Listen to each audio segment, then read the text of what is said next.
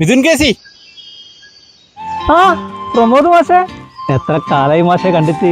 ഒരു മാറ്റമില്ല മാഷിന്, അതുപോലെ തന്നെയുണ്ട് ഇപ്പു. പക്ഷെ നീ ആകെ മാറിപ്പോയിനി, നല്ലോണം കറുത്തു പോയിനല്ല.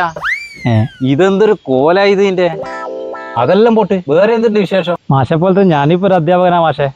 അതെയാ? മാഷ എന്റെ റോൾ മോഡല്. മാഷ പഠിപ്പിച്ച അതേ രീതിയെ ഞാൻ ഇപ്പൊ ഫോളോ ചെയ്യുന്നു. അത് പിന്നെ അങ്ങനെയല്ലേ വരുള്ളൂ. ഞാൻ പഠിപ്പിച്ചവരൊന്നും അത്ര വലിയ മോശമായില്ല. എല്ലാം മാഷിന്റെ അനുഗ്രഹം. എടാ നിന്റെ കല്യാണം കഴിഞ്ഞ? ഒന്നും ആയിട്ടില്ല മാഷെ. പല ഇഷ്ടങ്ങളും ജാതിന്റെ പേരിൽ നടക്കാണ്ടായിപ്പോയി. നമ്മളെ നാടത്ര മുന്നോട്ട് പോയി എന്ന് പറഞ്ഞിട്ടും കാര്യമില്ല.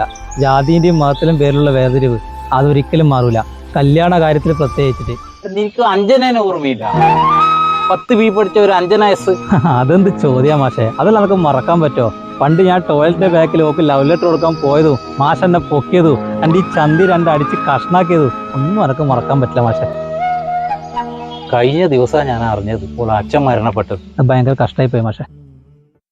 എടാ ഓളെ അമ്മേനെ സെറ്റാക്കി തരുമോ? ഭർത്താവ് മരിച്ചുകൊണ്ട് ചിലപ്പോ വേക്കൻസി ഉണ്ടെങ്കിലും. മാഷെ പണ്ട് തൊട്ടേ ഉള്ള ഒരു ഇഷ്ടമായിരുന്നു. നീ അഞ്ജനോട് പറഞ്ഞിട്ട് എങ്ങനെയെങ്കിലും ഒന്ന് സെറ്റാക്കി തരണം. ഞാൻ എനിക്ക് അഞ്ജനെ സെറ്റാക്കി തരാം. ഒന്ന് പോയട്ടെ മാഷെ. എടാ ഒരു ഗുരുദക്ഷിണയായിട്ട് കണ്ടാൽ മതി. അർജന്റ് എനിക്ക് പോയാണ്ട് മാഷെ. മാഷെ പോയട്ടെ. പഠിപ്പിച്ചു വിട്ട ഒരുത്തിനെ കൊണ്ട് ഒരു ഉപകാരം ഇല്ലാണ്ടായി പോയല്ല.